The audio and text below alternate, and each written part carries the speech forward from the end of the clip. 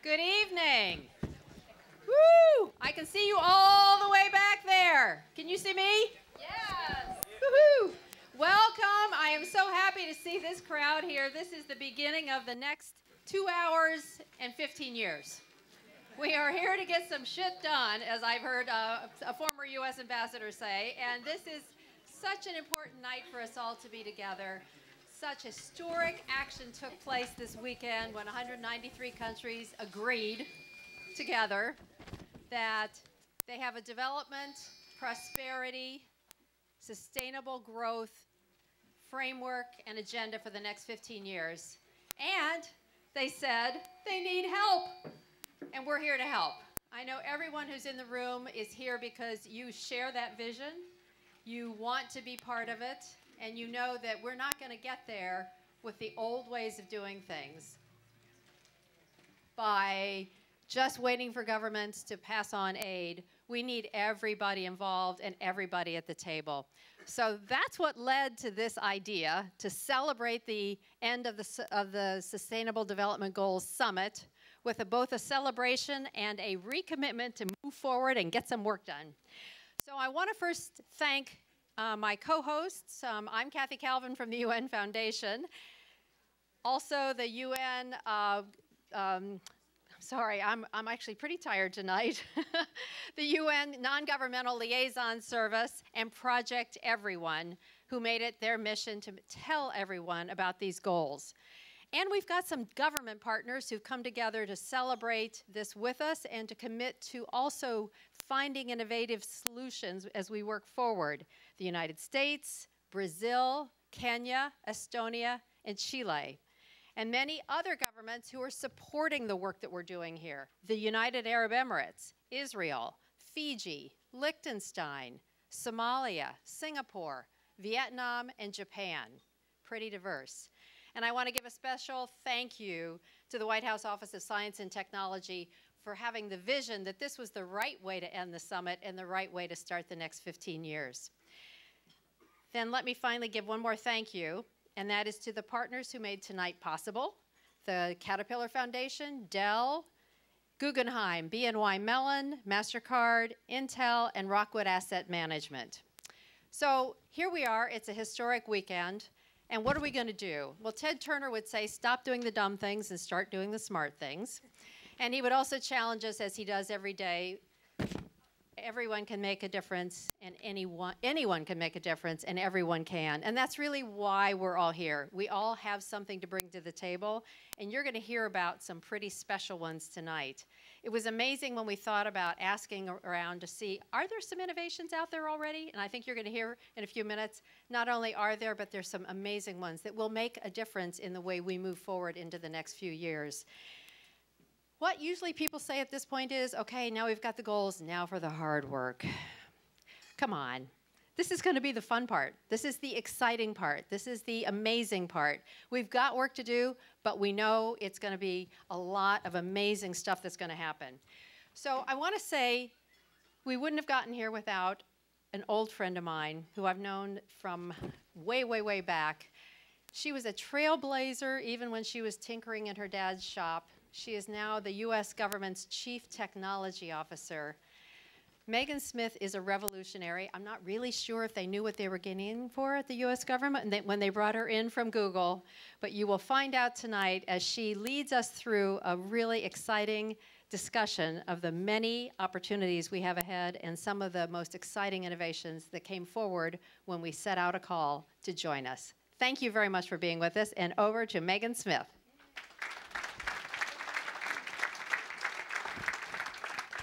Thank you, Kathy. The UN Foundation has been incredible in helping us put this together, as have the UN Non-Government Liaison Service and the Project Everyone folks, so thank you.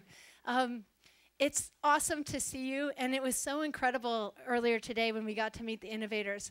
I don't know if everybody's aware how we got to today, but the idea we had was, how about on the very first day, as we ratify the goals, and we have our global goals, which I love as a techie, I love having goals, that we start solving them right away in the evening, and that's what we're going to do with all of you. So the beginning of the program, we're going to hear from 14 innovators. These are women and men who have come from 6 continents. One of them just arrived about 2 hours ago from Nigeria. People who have amazing ideas. The world I come from a more digital world, and I've come into government. And what we wanted to do was bring how we work to all of you and begin to collaborate in that way. We have this extraordinary thing of the internet that now connects us. And really, the internet is not a thing. It's just us connected in cyberspace. We posted, with the UN team posted a link, a call in August, and said, we're going to ratify the goals. We want to do this summit. Who has ideas? And through the science technology partners, Brazil and Estonia, Chile, and Kenya, and also lots of fellow programs like Ashoka and Skoll and the innovators, TED, Inc. from India. The word got out to the techies and the innovators and lots of other friends. And we had over 800 proposals that came through in a live doc that's on the web, if you want to see it. And they came from 90 countries. Astonishing. And a wonderful group volunteered to look through the proposals. And I want to thank the selection committee. So some of them are in the room. A few of them, please raise your hand if you're in. Yeah, there. Thank you, guys. Awesome. So these folks volunteered to go through that content, and it really blew everyone away. So the 14 people here are but a sampling of the amazing things that we found. And you're gonna enjoy hearing from them. What we're gonna do is almost like that TED style, so 3 minutes from each of them, really fast up. We wanted them to tell you their passion, what they're working on. All of them relate to the different 17 goals. Some of their solutions touch on many of them. The other reason that we wanted to do this is because really, sometimes when we're working at a governmental level, things become very abstract. They become about technology as it, the thing, the solution. It's sort of dehuman. But we all know that there's nothing in the world that's ever been invented without the person who invented it, and the team that did that, or the person or the team who scaled it, or the collaborative group that came together and all the cross-functionality to make it run at scale. And so we really wanted to celebrate people today. And so that's what this is really about, is the innovators of our planet. And I'm really thankful to the selection committee to paying deep attention to making sure that there were people who represent really humanity. So people from all different backgrounds and age groups, and men and women, and really the diversity of our planet. Because really, talent is everywhere. I was lucky to work very closely with Malala Yousafzai. And so, you know, of course, she made her famous speech here. And for me, my hope on the education goal is not only do we reach her goal of one child, one teacher, one book, one pen, as they're enjoying programming and discovering and making and design and art and history and all the brilliance of our planet, as they work together with us as our youth collaborators to solve the summits, solve our global goals, which I think we can do. All right, so without further ado, the next person up, my co-MC, Ambassador Kamau, is here. And I just want you to meet him. We have 2 stages. I'm going to be over here, and he and Punita here, both of you come over here, are going to be on the other side. We're going to get him to say just a couple quick words to launch us, and then we'll get the innovators up here. And innovators, you guys, some of you are in back. So the ones who are on this stage, come on up. The ones who are on that stage, go over that side. Ambassador. Come on. Thank you. Thanks, Megan. Wow. This is really weird. It's not what we do normally here at the United Nations. We don't deal with solutions. No, I didn't say that. I take it back. It's really amazing that within weeks of having done the Sustainable Development Goals, within hours of having had them adopted by the heads of state, we're already in solutions mode. I mean, nothing works like this out here. This is an amazing speed. I am out of breath. I came up the steps and I was like, what? We're dealing with implementation already? Anyway, let me say what I need to say.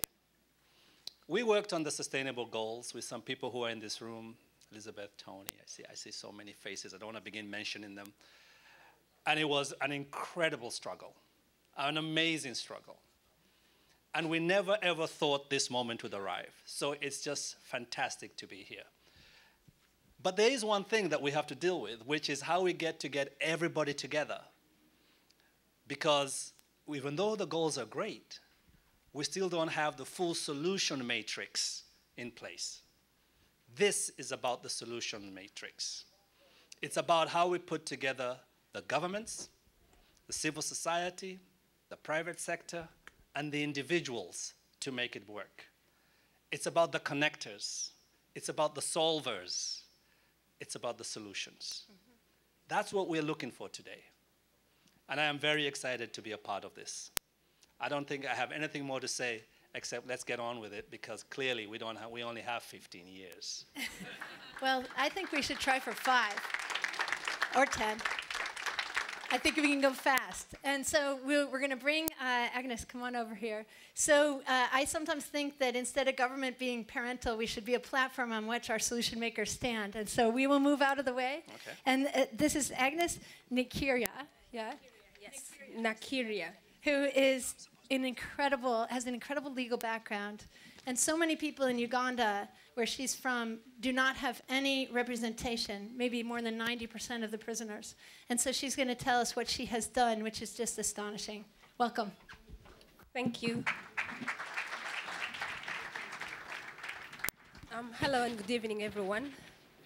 Today, I'm here on behalf of the African Prisons Project to share a vision of prisons as places of positive transformation, and prisoners and prison staff as change agents in their communities and nations. Like most prison services around the world, prisons in Africa face great challenges. In Uganda, where I come from, 45,000 men and women are held in overcrowded prisons built to house just 16,000. This is partly because most people are unable to afford the services of a lawyer. Over a half are merely awaiting trial. Can I just get someone to help me with? I know I was born in the technology era, but this sometimes bullies me a lot.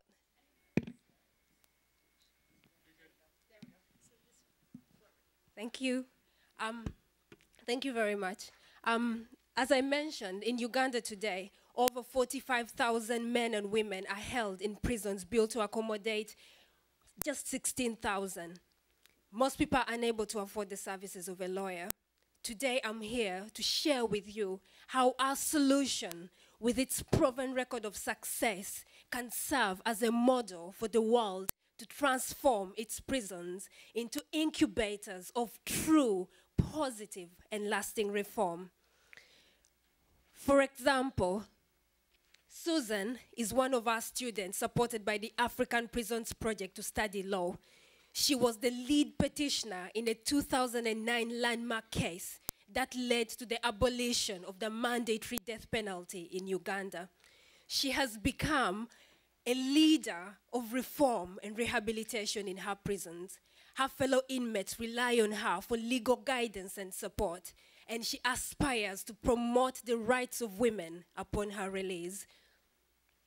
Otim is a prison officer trained by the African Prisons Project as a prison human rights advocate, providing basic legal advice and support and liaising on behalf of our inmates who are unable to afford the services of a lawyer. With their support, 1,300 inmates have been released who had been awaiting trial for a very long period of time. Moses is an ex-inmate and a recent graduate of law. He is serving as a member of the unit disciplinary court in the army. Our students have made significant impact. They have supported and provided legal counsel to 638 people. With the support of the University of London, law firms, and the judiciary, we are making significant widespread impact. Today, we ask you for 3 things. First, we ask that you invite us to your countries to train and equip change makers and future leaders in your prisons. We ask you to fund us to support the training of more prisoners and prison staff to ensure that they address the legal, health, and access to justice needs and education needs in their communities. we ask you to speak to policymakers in your countries to convince them to invest more into education and leadership programs in prisons. Thank you so much for your time and commitment to collaborate, and I look forward to speaking with you and sharing with you about the fantastic stories that we have. Thank you. Thank you, Agnes. Okay, Tariq. Tariq is coming up. So, prisoners defending themselves with amazing curriculums and trainings. So next up, Tariq Nasha, who is amazing. He's from Morocco, and he's, as Arab Spring came, he had very creative and brilliant ideas that he's been implementing about how we might think about legislation and democracy in a new way. And so I love his thinking because it's on the shoulders of all of the giants before, but in a slightly new method. Thank you. Ladies and gentlemen, back in 2005, Kofi Annan has said that the right to choose how they are ruled and who rules them is a birthright to all people. And its universal achievement is a must goal for the United Nations. So now, when we look at the impact of technology on the political change, on human rights, on the rule of law, we feel confident about the future of building an inclusive, participatory model for lawmaking. Back in 2011, there were street protests in more than 80 countries. And that's not only in the Arab world, but also in places like Spain or the US. The fact is, the society is changing so quickly, yet the governments are not keeping up. I remember in 2011, I worked with hundreds of thousands of protesters claiming the change of the constitution. And I had one concern. How can we make sure that the new constitution reflects the real voice of the people? So what we did back then is we built a platform, an online platform to engage citizens to discuss and analyze the constitution, and basically every citizens could read, comment, and vote in every article. What we got there, within 2 months, 200,000 Moroccans participated in the platform, committed 10,000 comments, and basically, just to get perspectives to numbers, 200,000 is higher, is bigger than the community of membership of a political party in Morocco. And so basically, to evaluate the impacts, 40% of the recommendation of the platform exists today on the new constitution. Built in on that, earlier this year, we decided to build a solution, a generic solution, to make it very easy, very simple to discuss any law in any country. That solution is called Legislation Lab. Legislation Lab is a platform for citizen participation for the legislative process. It enables in few clicks to generate a website to discuss any law in any country, basically based on any set of languages. Within 6 months of its launch, we are already supporting 9 languages, and we're getting solicited by 16 countries. Basically, for example, like in Chile, a local NGO is using the platform to discuss the constitution, the 1980 Pinochet constitution. Another example is in Iraq, where we are dealing with the marginalized groups, where basically we are dealing with the minority rights and what the minority rights, the minority groups are defining as minority rights. I mean, to be humble, we are dealing with a lot of challenges, but we are confident that there are solutions if we persevere to have a solution that is engaging, that is inclusive, and that is more impactful.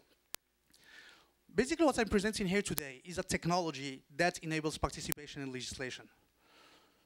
Ladies and gentlemen, what you really need today is a space for collaboration between technologists and policymakers to mainstream this solution for government and for UN agencies. Thank you.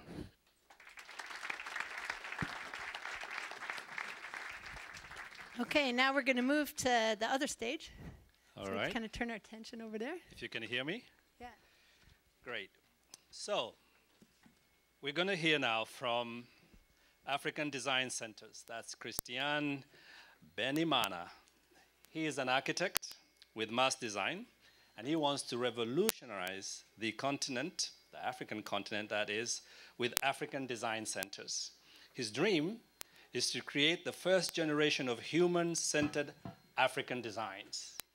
In my mind, it's a leap back to the African designs, the prehistoric African designs of the Swahili culture, the Zimbabwe culture, the Burkina Faso, and Ouagadougou cultures where great cities were built. That's what he wants to do, create African cities for African people. So over to you, Christiana. Thank you.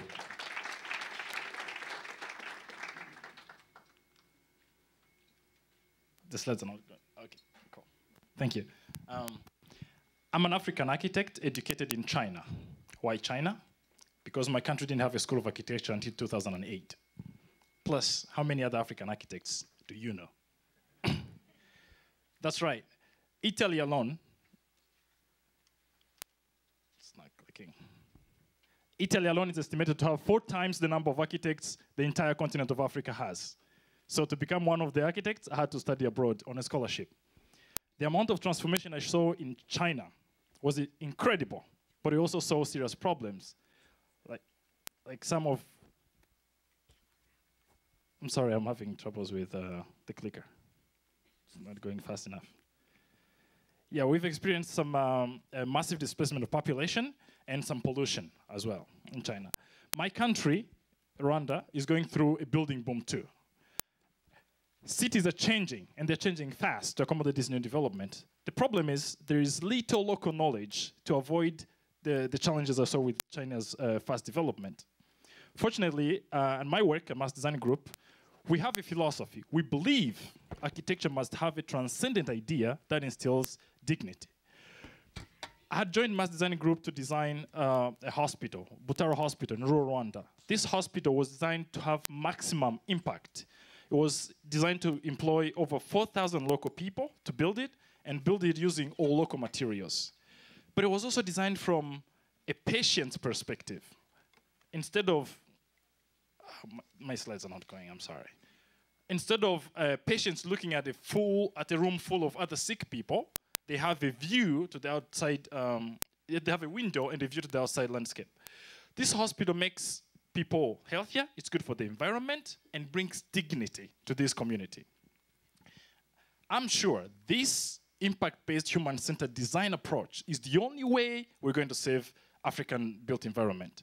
Because think about it, Africa's urban population is going to reach 1.2 billion by 2050. We have to create the first generations of human-centered African designers to build Africa of the future. Why? Because my country is the fastest, most densely populated in Africa.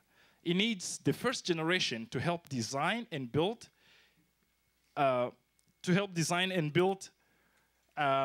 intelligently. They estimated almost 100,000 housing units we need per year for the next 5 years to house our urban population by 2020. So this generation will harness the talent and spirit that is uniquely African and build and provide adequate solutions. Because if we don't, we're going to see worsened environmental degradation, we're going to see worsened economic inequalities, and we're going to see public health disasters far worse than the recent Ebola outbreak. To have a community a whole community of human-centered African designers, the African Design Centers are the solution. They're going to build this creative leadership by selecting the most promising graduates and offer them a real project fellowship intensively for 2 years. With the commitments and partnerships that allows for a 10-year plan, we can graduate 2,500 graduates, employ and train over 200,000 people, and create over 10 million value-added jobs. Time is now to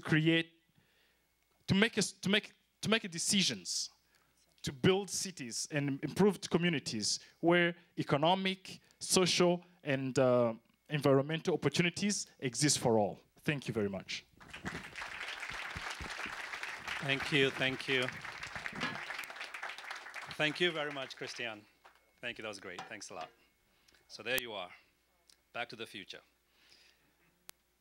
The next person we're going to hear, oh, and by the way, that's sustainable goal number 9. Okay. Giving a quiz. Yes, yeah, we have to give the quizzes as we go along. All right, we have another new sustainable goal coming up. It's by it's from Baidu Recycle, and this one is going to be presented by Shelly Lee.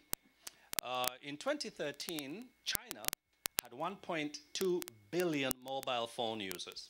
All right, just China alone, billions more in the rest of the world. So imagine those 1.2 billion mobile phones discarded in a dystopia of a landfill somewhere, leaking chemicals into the soil and releasing greenhouse gases, even as we produce even more phones that we all just absolutely cherish. The question is, how are we going to deal with all that? And the solution is what we're going to hear. Shelly, over to you. Hello, everyone. I'm Shelly Lee. I'm from China. So let's start my presentation with a love story between me and electronic waste. So when I was a kid, there's this black and white TV in my house. Oh, I used to spend so much good time with it that it felt like it will stay there forever. Until one day, my father came home, brought a big box of new TV, a color TV. So I asked, what would happen to my old friend? My father simply said someone will take care of it. So one day, an old man came to our house and took it away. Oh. There, I said goodbye to my first TV ever. It has since become a mystery to me. Where did my old friend go? Until one day, I saw this picture on a newspaper. And this picture. And this is a e-waste village that is just a few kilometers away from Beijing, the capital city of China. So every year, 70% of global e-waste ended up in China. And China itself is the #2 e-waste producer in the world. So everyone knows that if not properly disposed of, e-waste can be really dangerous to the environment, especially those informal e-waste sector, where they burn the e-waste to extract gold out of it. It could end up harming human body. So it's really serious issue. So of course, it has become one of the top concerns of Chinese government. And there they set up the national plan of e-waste management, and they certified over 100 certified recycling companies, and they provide special funds. But I have one question. What about our consumers? What prevents normal household from recycling responsible? What prevents informal e-waste collectors from being certified? That's why we came up with this online solution, Baidu Recycle, a mobile application that helps you recycle your e-waste. How exactly does it work? Through this app, users take their cell phone, take a photo of the old refrigerator you want to get rid of, take a photo, upload it to the system, and then the system will start like a platform to dispatch orders, just like Uber. So certified recycling company will come to your home and pick it up. Recycling has never been so easy. So this is the 100 recycling companies certified in China. It's almost in every province here in China. And this is the e-waste informal sector that I was talking about. So through this app, we are not replacing human with machine work, but instead, we're creating jobs for these e-waste collectors to be formalized. So we launched the beta version last year, and in less than 1 year, we successfully recycled 11,000 items, more than 11,000. Most of them are big items like a refrigerator and computers and TV. So we don't want to stop here. We want to go beyond that. We want more people to use the app. So why did not more people use the app? After rounds of interviews and research, we found out that the core problem is user behavior. How do we convince 1.4 billion people to use the app? How do we come up with a better mechanism to incentivize people? How do we convince you to use the app? So that's why we created this EU-US alliance to include everyone in the field to contribute to this development issue. And we're talking about everyone, government, academia, CSO, private sector, everyone. So the EU-US problem is important to China as well as to the whole world. So please join us with your ideas and connections, and together we can make a better world. Thank you. Thank you. Thank you, Shelly. Great stuff. All right, thank you. That, ladies and gentlemen, is goal number 12. Consumption and production. We've got to change our habits. So let's move on. A little segue, though, before I move on waste management, because I learned this along the way. The Germans love their cars. The biggest industry in Germany, almost $400 billion now, is the car industry. The second largest industry in Germany is waste management. And it's growing faster than the car industry. So clearly the number one industry that's going to drive the great German economy is going to be waste. So Shelly, you're in the right business. Amazon Fab Labs. Ever heard of them? Yeah. That's Benito Juarez. Benito came from the Peruvian Amazon. His family moved when he was 16 to Lima, the capital city. And there he saw the juxtaposition of, or at least realized the juxtaposition of the freedom of the Amazon against the suffering of the city. And that led Benito to explore the idea of inclusive innovation. And he is the founder of the first Fab Lab, a digital fabrication laboratory in Lima, and had a hand in establishing Fab Labs in Brazil, Mexico, Argentina, and Colombia. Over to you.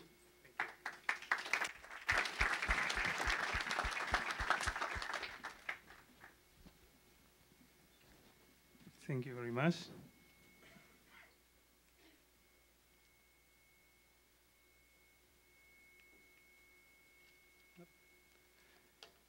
I grew up in the Peruvian jungle, the most biodiverse territory on the planet, where nature inspired me a special sensitivity and creativity. I still remember every time my father cut his finger, he would take the resin from a plant to regenerate the injury. The Amazon forests provide food, aid, and shelter, and people only produce that they consume. However, it's still one of the poorest areas of my country where basic education, health, and safety are precarious. But now we have a great opportunity with Fab Lab, the new industrial revolution, from digital communication and computation to digital fabrication as these machines. This initiative originated in the MIT Center for Bits and Atoms, thanks to Professor Gershenfeld here present, is allowing anyone to make anything anywhere. In 2009, I was elected by the Spanish government, and today I work to be part of the network, and today I work to connect digital fabrication with the potential of nature and culture of my region. This is my motivation to create the Floating Fab Lab Amazon, a unique project on the future manufacturing and forest conservation. This is more than a laboratory. It is a new perspective on climate change and social inclusion. The Amazon's green earth make an ideal place for sustainable solutions incubation for both local and global communities. Our goals are reducing pollution and providing health by developing a new generation of biomaterials for 3D printing and customized nutrition, space conservation through distributed network for monitoring environment, education, providing access to digital fabrication to solve native challenges locally in production, energy, water, communication, etc.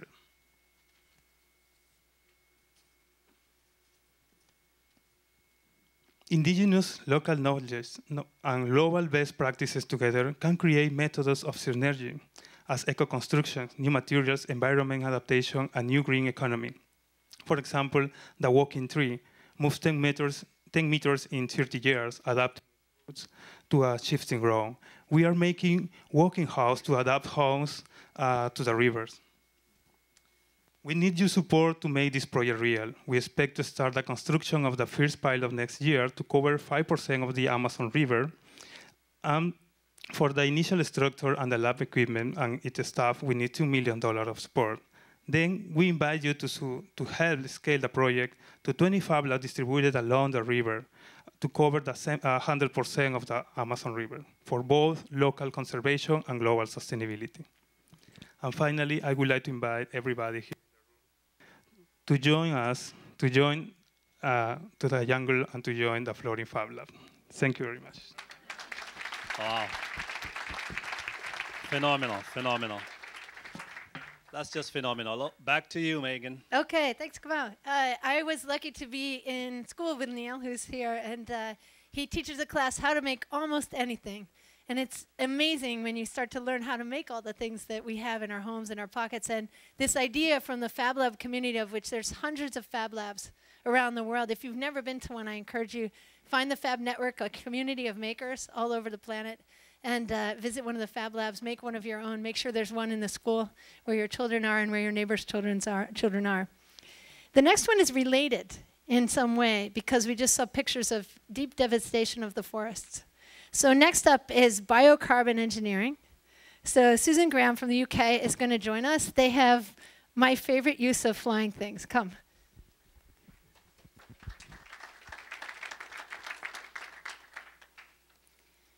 Every year, over 15 billion trees are destroyed. And despite heroic international planting efforts, a net loss of over 6 billion trees remains. And this is not just a loss of trees. This is a loss of biodiversity, of resources, of carbon storage and jobs.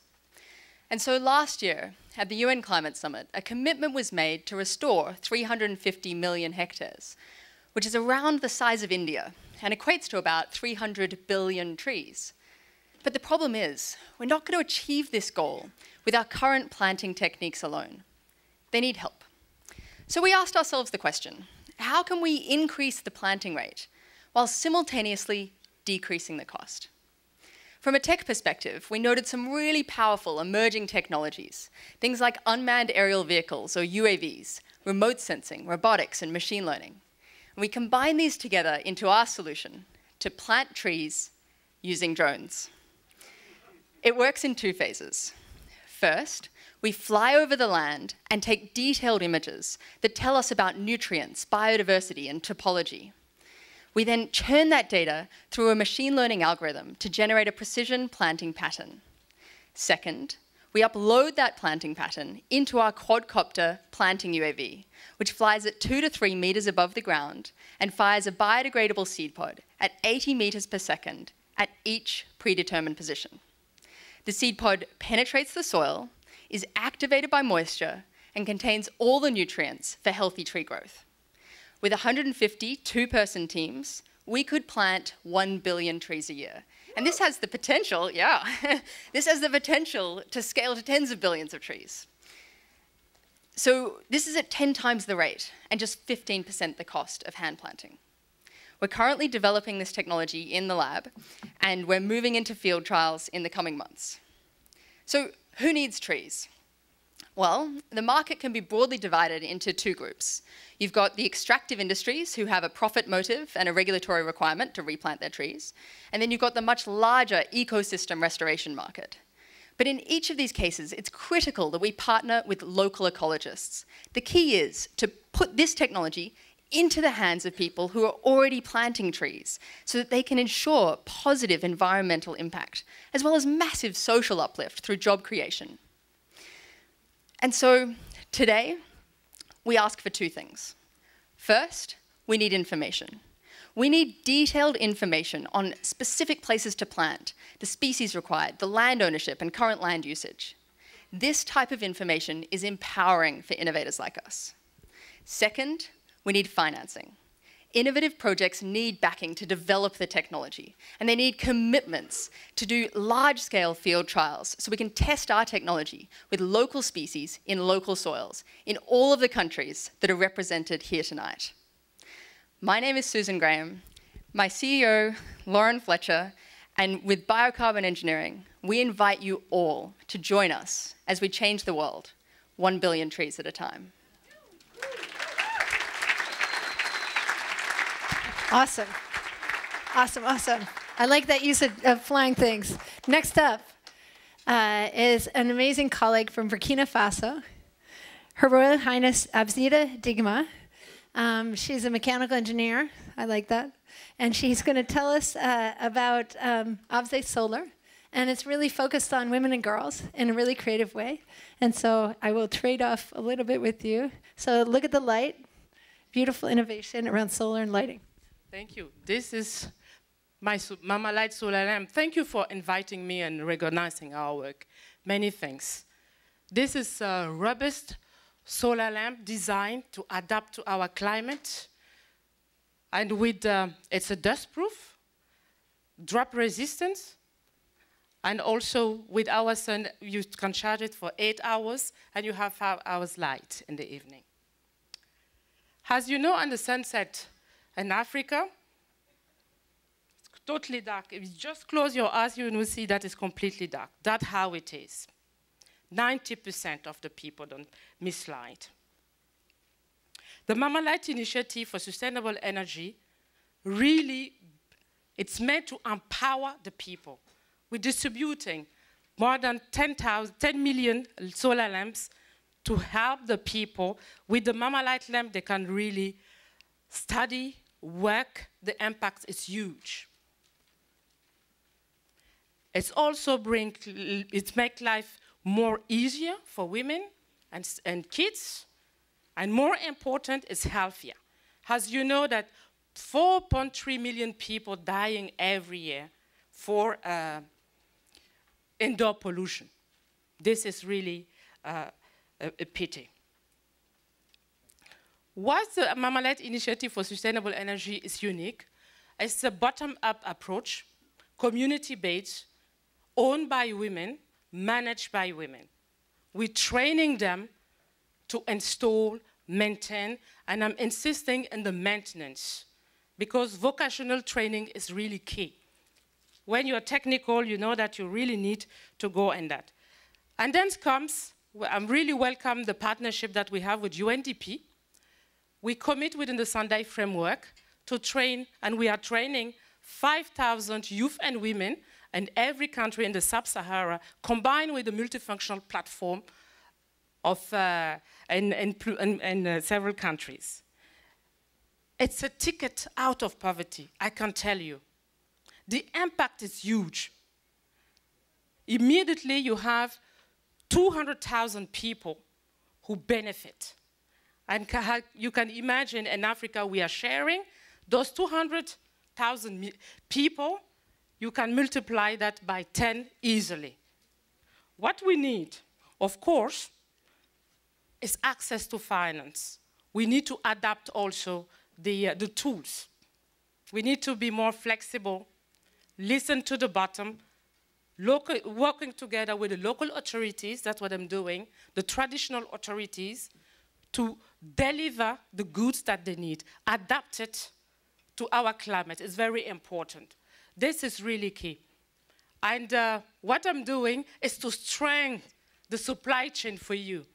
We like to partner. I'm not looking for charity.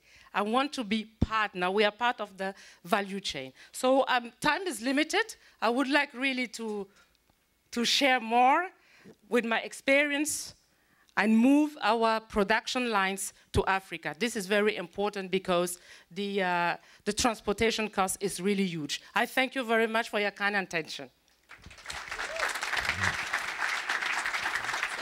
Thank you. And I love having an engineer princess. There's some folks in Hollywood, I might mention that too. Okay, so Kamau, over to you. All right. Right, the next two examples are from India. One is about water. The other one is about sanitation. So the first one is freshwater recharge. Lalit Sharma. Lalit? Where's Lalit? There you are. Lalit Sharma is a civil engineer from India, and he has found a simple and effective way to create freshwater pockets for portable use within saline aquifers. He is here today to take us through his innovation in freshwater conservation. Lalit, we're over to you. Right there. Thank you. Groundwater is a very important resource. Unfortunately, it's depleting, and because of salinity, it's getting unfit for any use. On this earth, 24 million square kilometer is having saline groundwater. Because of that, 1.1 billion people are suffering. They are struggling with the salinity. 44% of the world's population live in coastal areas, highly vulnerable to seawater intrusion. Next, please. This salinity is not a localized problem. It's not a regional problem. It's spreading all over the globe, and it's increasing. Unfortunately, in these saline areas, poor population cannot afford the presently available cost-intensive and energy-intensive solutions. The solution may be rainwater harvesting, because it's an ultimate and renewable source. It is a potential game changer. The issue with the conventional rainwater harvesting system is when you recharge the rainwater into the saline aquifer, ultimately it spreads over a large area, and it forms a thin layer of fresh water over the saline water. It is very difficult to extract this thin layer without getting it mixed with the saline water. So there was a need of innovating something that it does not spread, rather it forms a pool of fresh water. And my innovation does just that. It forms a pool of fresh water within the saline aquifer, so it does not need any cost-intensive storage tank. It does not need any space over the ground, very little space, and big storage within the aquifer itself. Next, please. Looking at the need of poor population in the saline areas, we have decided to keep this innovation into public domain royalty-free. You all are welcome to take this innovation to the people in need. This is very low-cost intervention, just a recharge well. It does not have any recurring cost. It is scalable from household to community. It can be adapted in both coastal areas as well as inland areas.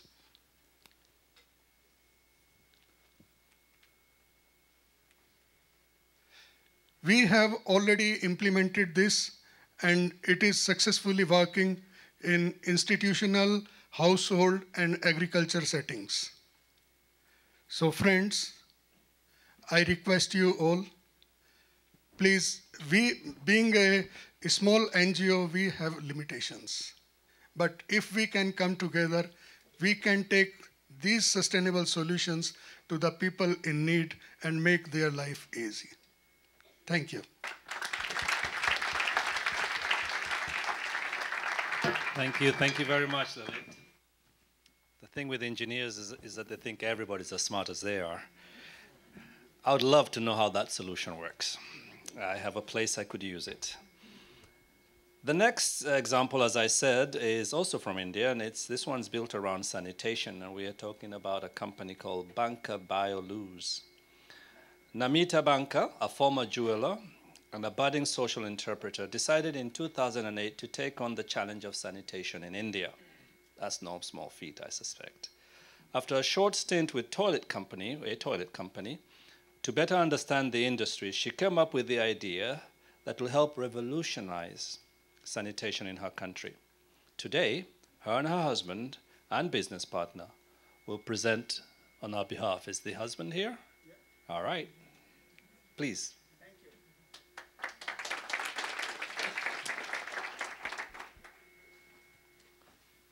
Hello.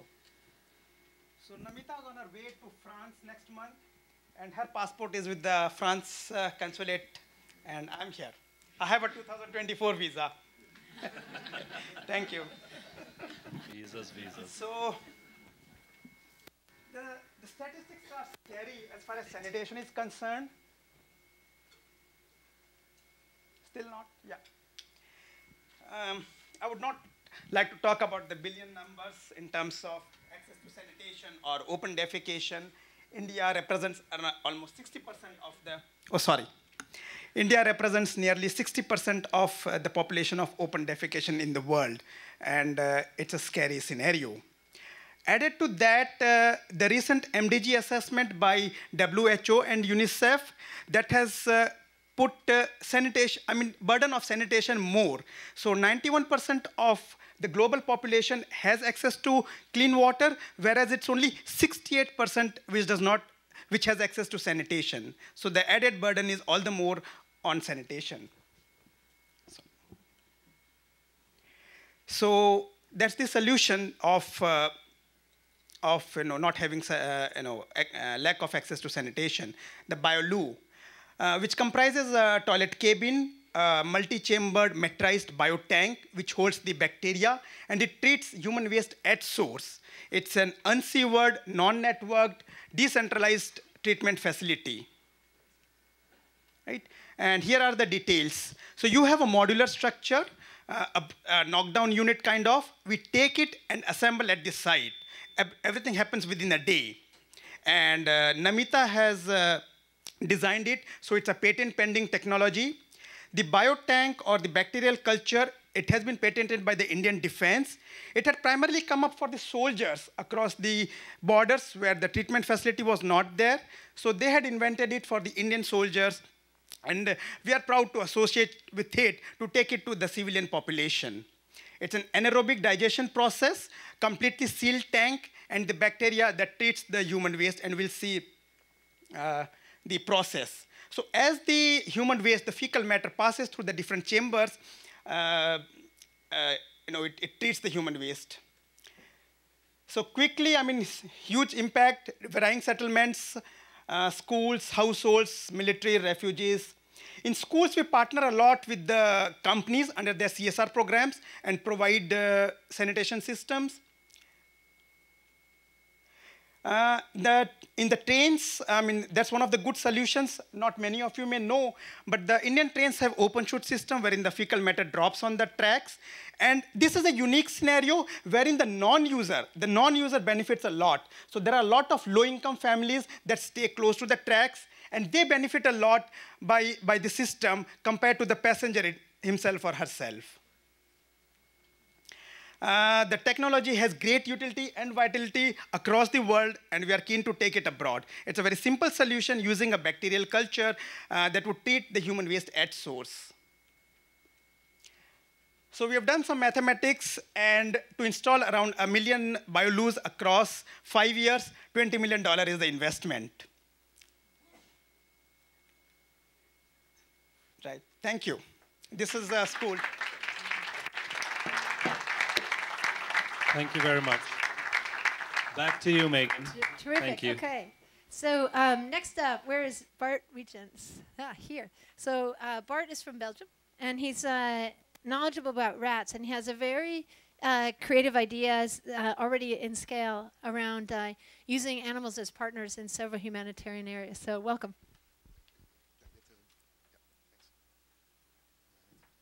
Just 10 days ago, Mozambique declared itself landmine-free. But would you believe that this gorgeous animal, the giant African pouched rat, has played a critical role in that achievement? Well, you better do, because it's true. I'm Bart Weetjens, and I'm the founder of Apopo, a global organization operating from Tanzania that trains rats to save human lives by detecting landmines and tuberculosis. Here you see a hero rat at work in Mozambique. The animals are very much trained by positive behavior reinforcement, just like dogs are, to indicate the smell of explosives. And then they indicate by scratching on the soil. But the animals are much faster. They're up to 50 times faster than their human counterparts. And they speed up the process considerably and make it a lot more cheap. They literally work for peanuts. Actually, using detection rats technology in combination with heavy machines like caterpillars and manual deminers with metal detectors can speed up the process considerably. And we actually are this land release approach has boosted the output of mine action, where the expected duration of clearing Mozambique would take 100 years. Thanks to the hero rats, we did it in 23 years. And where we are now is we already replicated this approach in Angola and in Cambodia. And now we are looking at Zimbabwe and Colombia, because we believe that these countries have a similar landmine situation where the rats can be very instrumental in giving the overall mine action program an enormous boost in efficiency.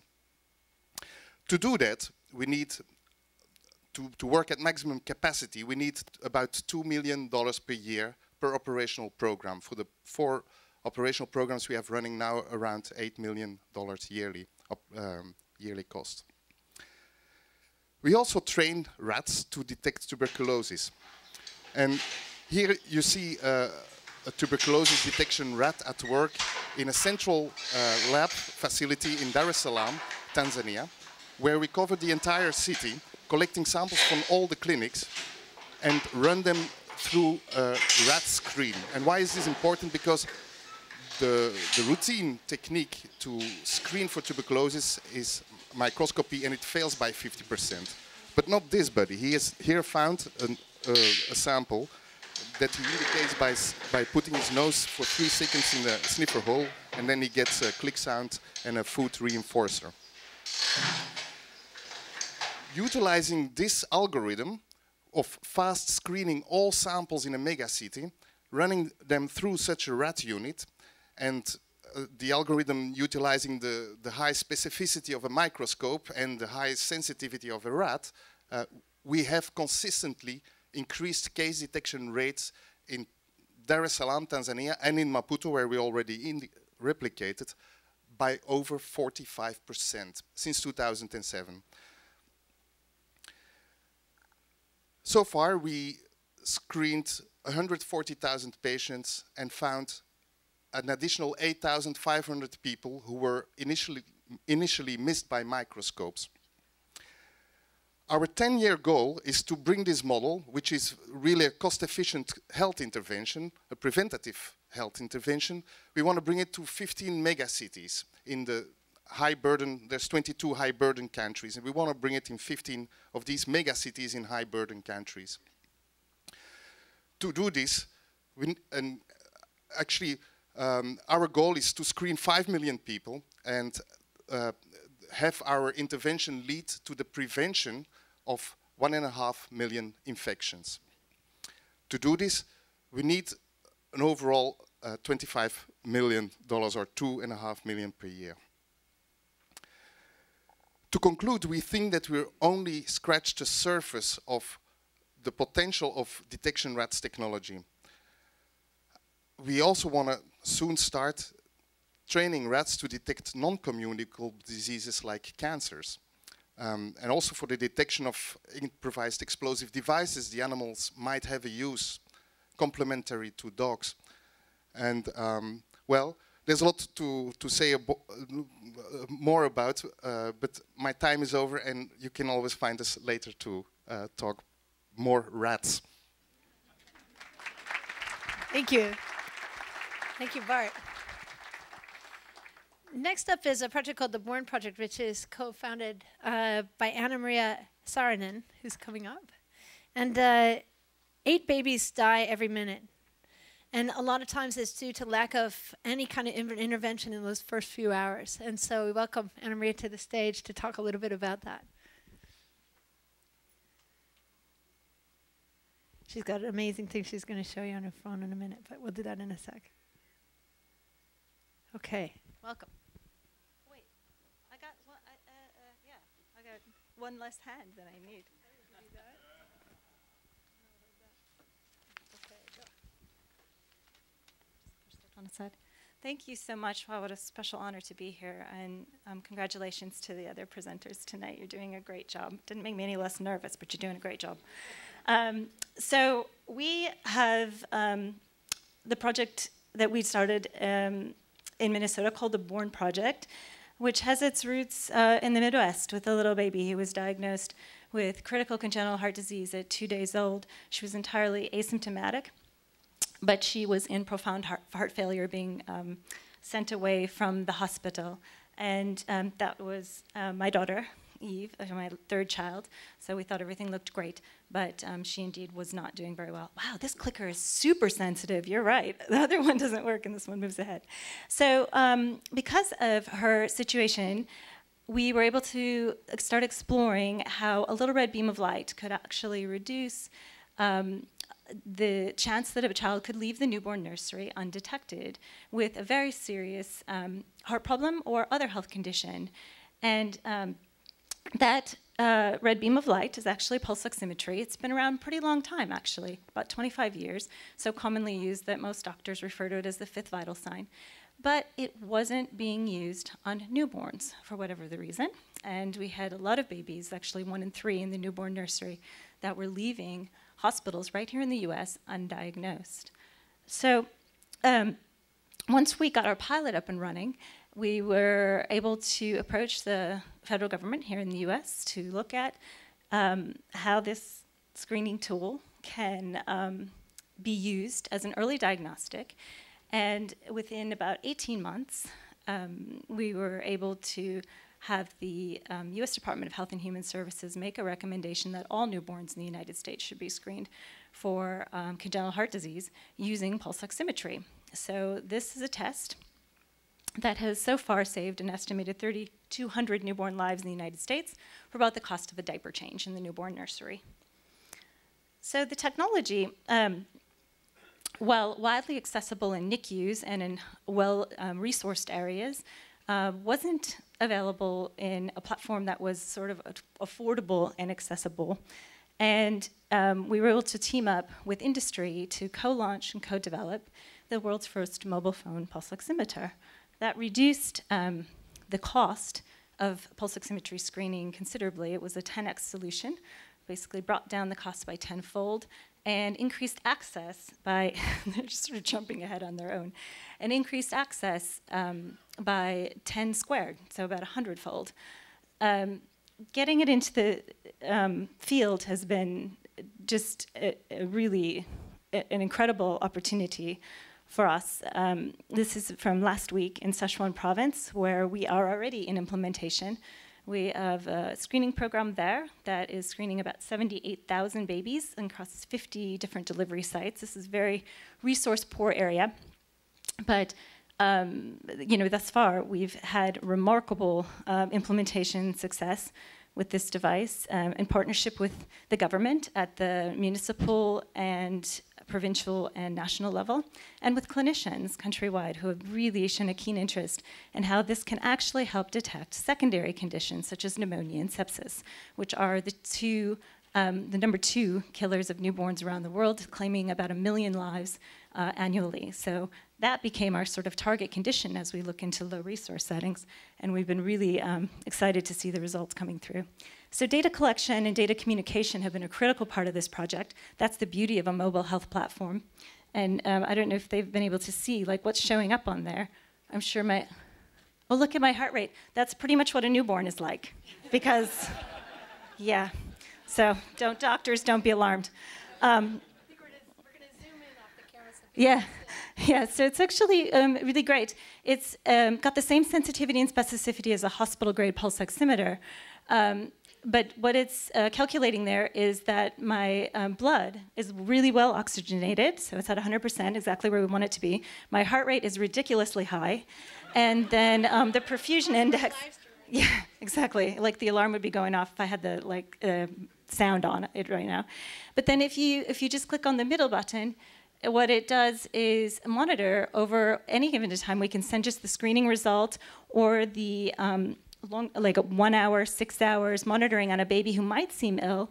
And then on this last one, if the frontline health worker in the low resource setting, yep, that one, and then if you hit the email button, it just takes that data that you just saw, puts it into a little CSV file. You don't even need Wi-Fi. This is just a cell signal. You hit that button, it sends it wherever it needs to go to the next nearest primary care physician or someone who can say, okay, here's what I'm seeing with this baby, definitely hypoxemic, you want to refer and transfer. So there's where the sort of infrastructure investments need to happen. Okay, so I have to go back to this slide. So this is what we're sort of looking for.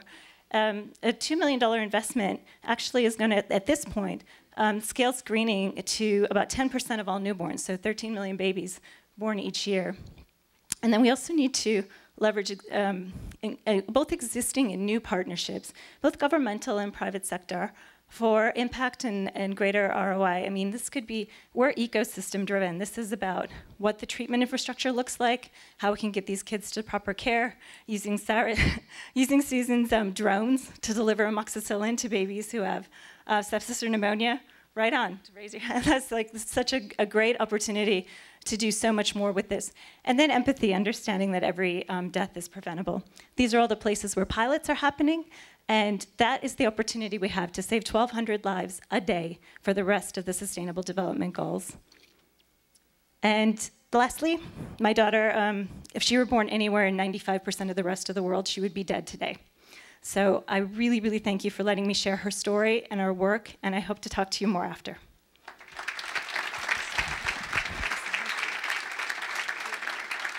Incredible. So we're going to go over to Kamau, but I will say that we have 3 more amazing solution makers to hear from. And I want you all to know, for those of you who are new to events like this, we do them all the time. And I want you to join them more and more. Find the tech meetup. Look it up in your neighborhood. Look up the Startup Weekend. A Startup Weekend is an event that happens all over the world. The groups who want to do it gather on a Friday night, and a bunch of people pitch different companies and ideas they'd like to make. And then different people join teams, and they kind of hack them all weekend, and on Sunday night they present them. And that happens in hundreds of cities around the planet, like Fab Lab and that. So there's this group of invisible people to some other people, and we want them to reveal themselves. And so this kind of a hackathon or celebration or solution summit, we hope that will become a regular practice. So Kamau, over to you for our next up. Thank you. What's amazing is that when I used to work for UNICEF, I used to be a fundraiser. And Anna Marie, with that idea of yours, I could raise you your 2 million in like 10 minutes. It's an amazing idea, it really is. The next idea is called Planet Oz, or OS. This is a roboticist and product developer by training. Rainer Steinfeld is an Estonian entrepreneur based in the Silicon Valley, focused on data-driven businesses that grow enterprise value and designing human interaction with data. So, Rainer, there you are. Over to you. Good evening, everybody. It's an honor to be here.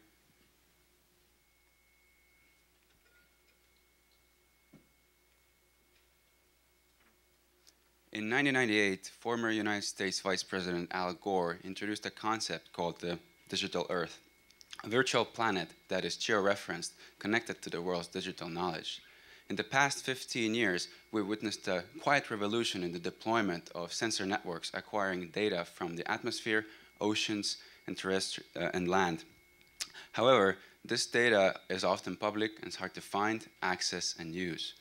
In 2012, I founded marineexplore.org. Starting with a small group of Estonians, we developed a search engine for public ocean data and a community for ocean professionals.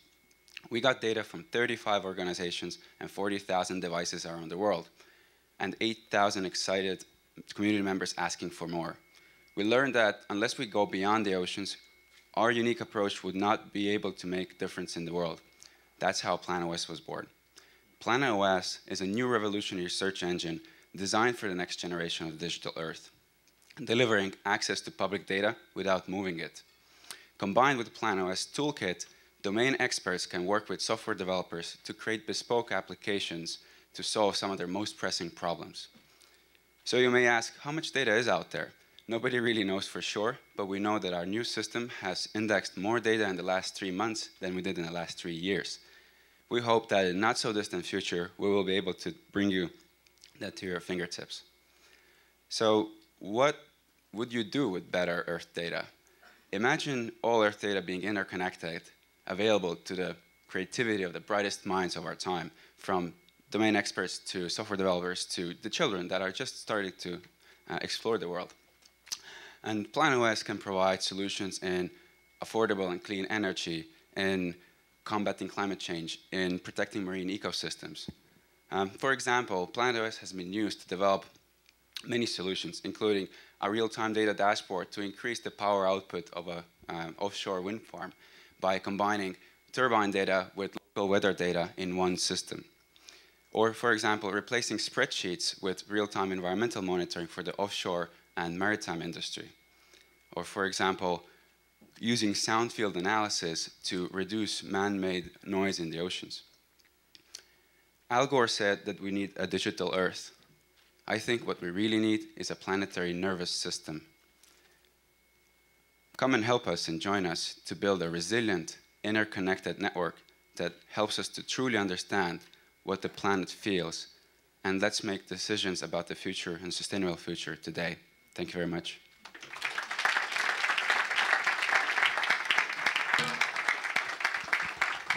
Thank you very much. We put the pulse on the world, right? That's right. The next idea is called Save the Cassava.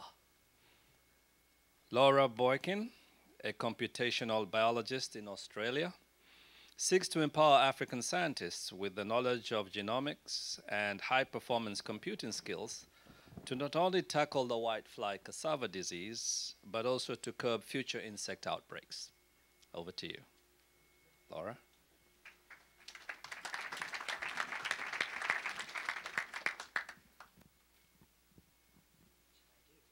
Okay. Right. I'm praying to the clicker gods right now. All right.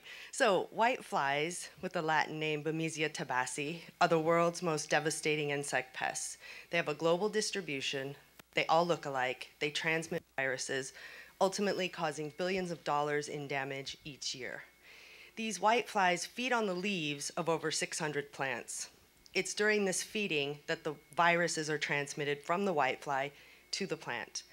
And of the 600 plants that these whiteflies feed on, arguably the most important is cassava. Cassava leaves and roots are eaten by millions of people. Back.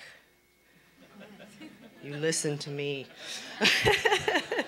So cassava leaves and roots are eaten by millions of people in South America, Southeast Asia, and many countries in Africa. In fact, 800 million people depend on cassava for their daily calories. You see, cassava is a poverty fighter. If a small-scale family farmer has healthy cassava, they can feed their families, and they have enough to sell at the market to generate income for important things like school fees, medical expenses, and savings.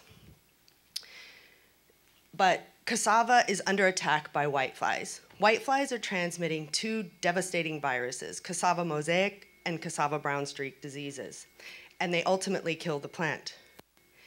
So if there's no cassava, there's no food or income for millions of people. So our global team is dedicated to increasing the cassava production for the strongest women on the planet, the smallholder farmers in East Africa.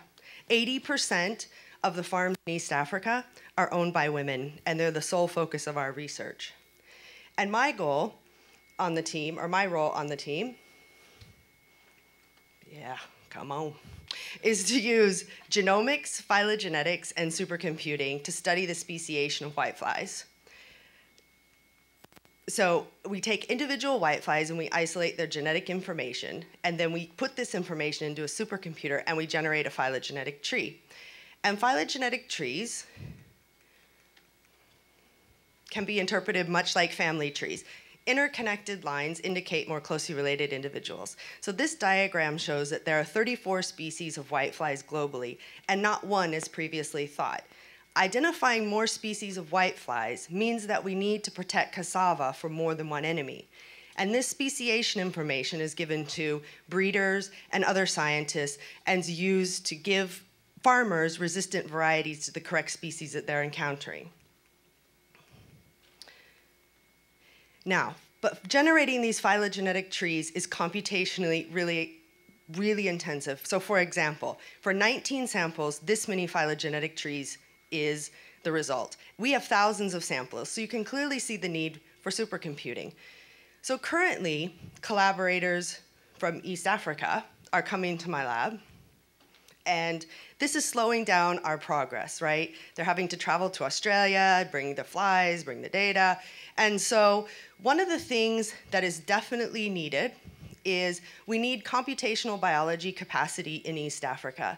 And a good place to start is here in Professor Lebobi Livingstone's Applied Mathematics group. These young mathematicians need opportunities. And we also need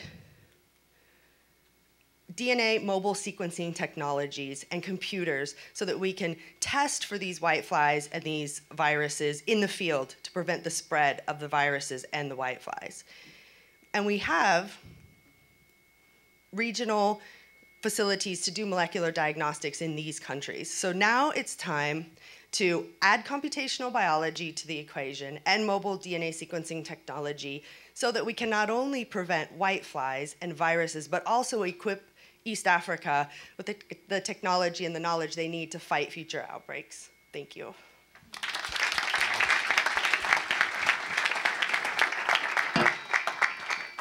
Thank you, Laura. Thank you, Laura. That's amazing. We're gonna solve the clicker point issue very soon. Don't worry. We just need a supercomputer. Okay. The next presenter. Am I doing the next presenter, Megan? We're going to do it together because this is our last presenter and we wanted to share an amazing story. All right. Sometimes it's very difficult to get around our planet for both reasons of travel, but also reasons of visas. And I just wanted to highlight that our next presenter, who's amazing, stood outside of the embassy for 5 hours in the rain in Nigeria, did not succeed to get his passport from the embassy, stayed overnight, went back, we found a guard, we got back in, we found the passport. Then when he got to the airport, they refused him admissions to the plane because he wasn't allowed to transit in Europe for some period of time for some crazy reason that we need to debug in the policy arena. And he then eventually, with one friend here, where's Susan and Puneet, on the phones with him, encouraging him to stay, Susan here, non-government liaison service, the two of them got United Airlines to get him on the plane and got him to stay. And so it's our honor that you will join us at the Solution Summit as one of the greatest innovators for farming. And so back to you, Ambassador Kamau, to introduce him. There you are. It's tough.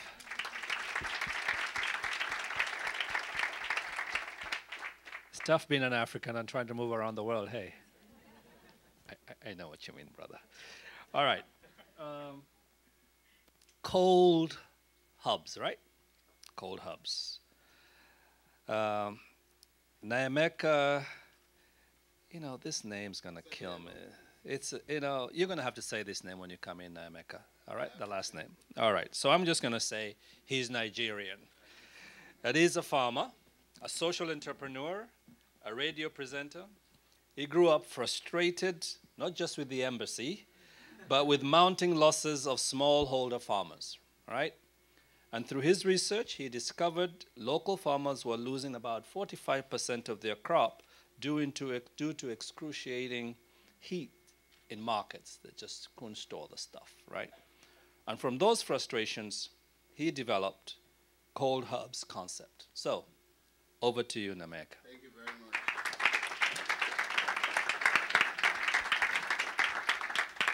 So my name is Nameka Chidebere Ikegwonike. It's a very long name.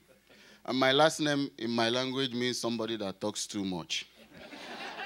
But I will not talk too much, actually. I was told to point this way. I'm a farmer, a radio presenter, and a social entrepreneur. But today, I'm not going to talk about those things because I will like to tell you a story. And the title of my story is that for the tomato, the clock is ticking. You see, in this picture here, I have Chibueze. Chibueze is a very young farmer, hardworking. Every day, Chibueze harvests about 8 baskets of tomato. But the moment Chibueze plucks that tomato from that tree, the clock begins to tick that tomato. What happens is that on my radio station, the smallholder farmers rural radio station I established 12 years ago, reaching more than 2 million listeners, we broadcast that day's commodity price. And Chibueze decides which market to go. But for him to go to that market, he has to call Eugene. The clicker really is not working. Then Eugene comes, and Eugene brings this van. Then Eugene starts to sleep. We think Eugene sleeps too much. But as Eugene is sleeping, because it takes time to gather the tomatoes. But as they are gathering it, remember the clock continues to tick for the tomato. Then Eugene makes this long trip of 8 hours arriving at the central market, where he hands over the tomato to Alex. First of all, Alex has this beautiful umbrella to protect his head under 35 degrees Celsius sunshine. It's very hot there. And he leaves the tomato. Then the clock continues to tick for the tomato.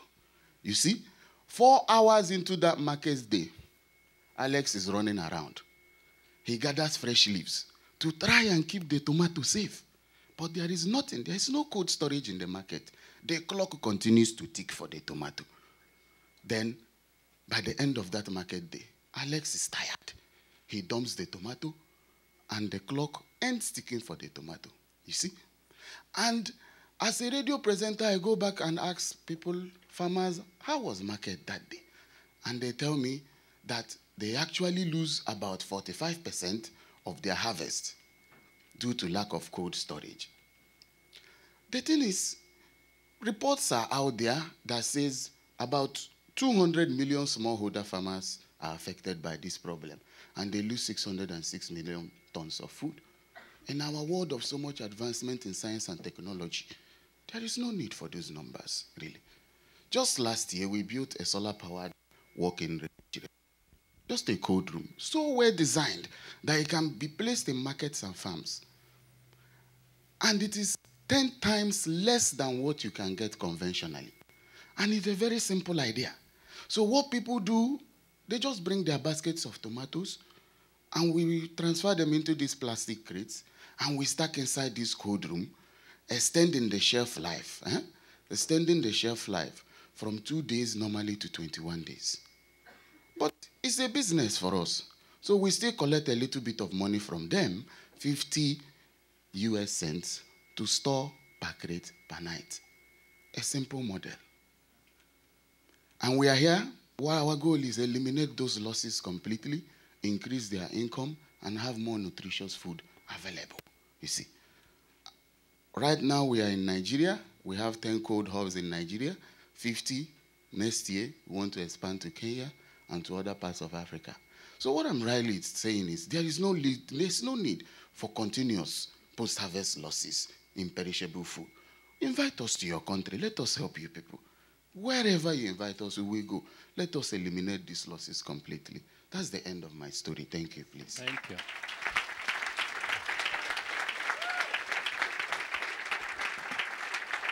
It's an amazing story. Thank you very much. It's an amazing story. Being a farmer myself, I can relate. Okay. So we are almost done with the summit, but we've completed our solution makers for representing the over 800 folks who had sent us. So thank you to everybody who presented and rehearsed and kept on time. So on your table, find this sign. Look around and see if you can find this sign. Okay, so everybody should have a sign, and it will say something about one of the solution makers. This is Susan Graham with the amazing flying biocarbon engineering from the UK. So this table is going to be brainstorming on behalf of her for just 10 minutes. So you guys are going to take 10 minutes and have a conversation with each other about one thing. So this is how you think about it. You are suddenly on this person's team. Now what do? What kind of things might you be able to help them with? What kind of resources or ideas? Do you know somebody who has a technology that's similar? Do you know somebody who would love this idea? Do you have ideas for funding? Or do you have ideas for distribution? Ideas for markets? All the different things that would help an entrepreneur. Pretend you are their angel investor. Maybe you are working in the team. Maybe you're on the board. Maybe you're the family member of your entrepreneur. So put yourself into a role and think about how you might help them. And so we want you to spend at least 2/3 of the next 10 minutes just hearing from different people at the table of a few things and jot them down for us so that we can collect the notes. A few things you might do if you were on this team suddenly. How would you drive this entrepreneur forward? And also, all good ideas need critique. And so spend a little bit of time on the critique, but I ask you, don't spend most of your time. So we think 2/3 yes, and this is where you should go. This is wonderful. I will help you with this. I have these ideas for you. And then 1/3 yes, but. What's the critique? Is there an issue for privacy? Is there an issue for some quality issue, some distribution issue, some challenge for this entrepreneur that you can identify to support them? Because that's very helpful for them to be aware of too. So we'll start the timer. And so we'll just take, we have a special guest before we do that. Okay, so Kathy Calvin. So we are so lucky to have the Secretary General's special advisor on the post-2015 agenda. We're done saying post-2015, by the way, on the new Sustainable Development Goal agenda. And without Amina Mohammed from Nigeria, this would never have happened. This was a unique leader at a unique time who was able to work with people like Ambassador Kamau and all of the other permanent representatives at the UN to find their way forward, to get the support from the Secretary General's office, and to produce information about data and all the other things it's going to take to make sure we get these goals into place and through implementation. Amina, we are so happy to have you here. You've missed some really fun stuff this afternoon. I'm going to let Megan give you 2 seconds of what's happened, and then we'd just love to have you inspire the crowd a little bit. And I know we're about to go have some drinks, but we've got also some brainstorming to do. But come on up, and Megan, over to you to give her a quick summary. Yeah, so we have solution makers from all 6 continents. There are women and men here who are just astonishing with their ideas. We've seen ideas of flying drones to plant more than 1 billion trees a year. We've seen ideas around cold storage that would work in the marketplace that is quite awesome. We've seen ideas around biology and flies that could solve problems for cassava, and many, many more ideas. I'll stop there, but we'll brief you a little bit more. But I wanted to invite you up to just say a few words to everybody about the process. And the purpose of the Solution Summit, of course, is to begin right away. And that's why we're here all together supporting these incredible solution makers and also reaching out through the internet, through live stream, to everybody who sent us solutions who we couldn't fit in the room, but also to those who will help these and have solutions at home themselves. So welcome. Great. Thank you very much, Megan, and thank you, Kathy, and hello, everyone. I'm so sorry to be late, but I couldn't miss the closing of this summit because we had gavelled the adoption, but just to see the closing was amazing. I am unusually stuck for words. I think 3.5 years of finding the words to try to make this real. But yeah, you're laughing. It's just been an amazing journey, and it is a historic moment. It's the first time that you have negotiators agreeing something before, like the night before, 2 months ahead. And I think it was that process that involved all of you. I've heard from so many colleagues in the last hour the things that you've been talking about. And it's so exciting because people are engaged before we've even left New York. And I think that's what makes this also possible. We've got initiatives that have been set and commitments that have been made to health. They've been made to countries calling themselves to action. I've never heard government stand up and say call to action. It's usually civil society. So this is moving. But it all can't be done without finding the solutions to what we all know. The how we do this is going to be incredibly important. And I think that the wealth of what you shared today has also, I hope, engaged young people, because we keep saying the young people are the torchbearers. I hope it will be intergenerational, that we will have another partnership between those of us that have got lots of experience and those that are coming on, and that we don't need to wait for them to have the experience. We have to work with them, and that's our young people, and innovation is the best place to start that. But it requires foundations in many of our countries that don't have it. So everything that's happened here today is wonderful, but it needs to happen everywhere for everyone. And that's the challenge of the next 15 years, is to make that happen. I think the partnerships are there for this. We've all said that one of the first steps that we need to take towards really engaging with getting everyone into this has been the data revolution. And we don't want that to go away. That's incredibly important. The first thing we ever said was that we need our baselines, but we know that if we're strengthening institutions, that's boring, but needs to be done, not an attractive investment.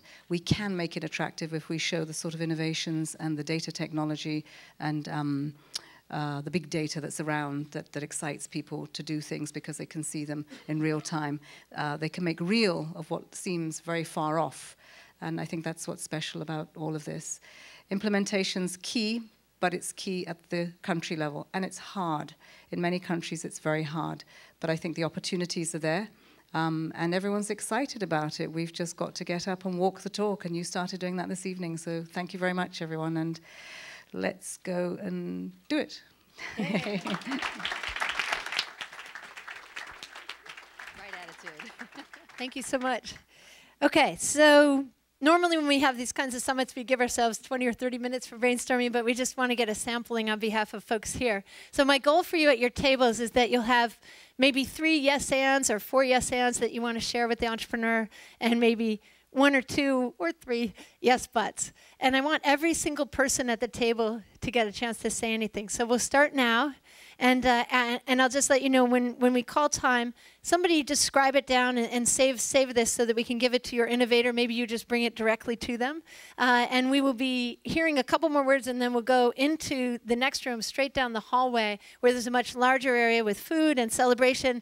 Each of our entrepreneurs will have a station where they will be there able to talk to you.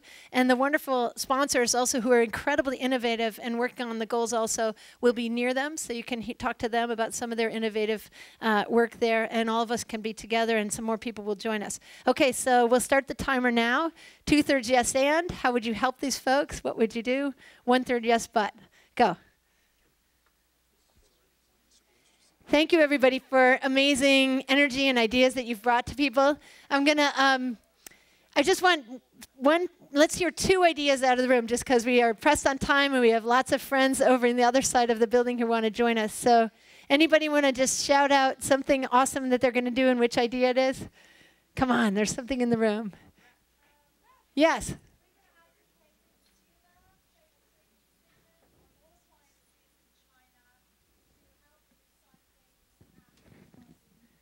Awesome. Did you hear that? So we're going to have stickers that are biodegradable on all of the thing advertising, so that all of the e-waste is going to go into this service. Love it. One other one from the room. Ryan has a mic. Come on, share. There's one way back there. Way back there. Okay, way back in the room. He's running. And tell us which idea it was. Right, it's Baidu e-waste to propose that you have an app on the crystal of the smartphone. So the government incentives to actually, for the mobile handset, to actually provide the app in devices by default and recycling devices. So there's a motivation for the mobile companies to actually do this. That's a great idea. So just like the 911 or 119 and those things, and the installed app, make it permanently installed when you buy the phone. Great idea. Any other last ones? Yeah, no? Okay, so write down on behalf of your entrepreneur, bring it to their table. We're about to go into the other room, and we'll join folks. There'll be food. The entrepreneurs will be there, and others. But before we go over there, we want to say a quick thank you to everybody who's put this together. So Puneet from my team. Where's Susan? Where's Susan? There she's coming. Okay. So Susan Myers, representing the UN Foundation. Susan Alsner, representing un-ngls. And thank you to all of the amazing... Ambassador Kamau, co-moderator, co-chair.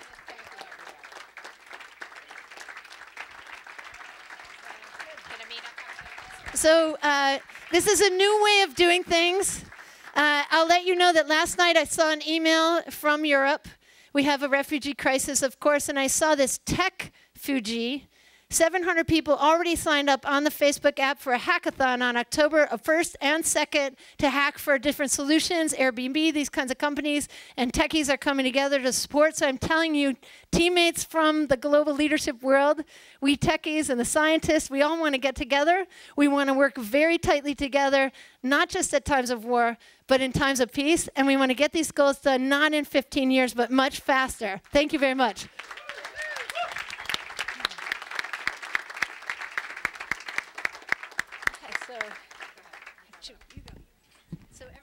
So we're going to go. Yeah, okay, so everybody grab stuff. If you have papers for the entrepreneurs, bring them for them, and we're going to head straight down this hallway and join folks. Also, a wonderful server from the group said that the full moon is visible, and that in about an hour, there will be an eclipse. And it just will give us some perspective about being on a planet together. Thank you.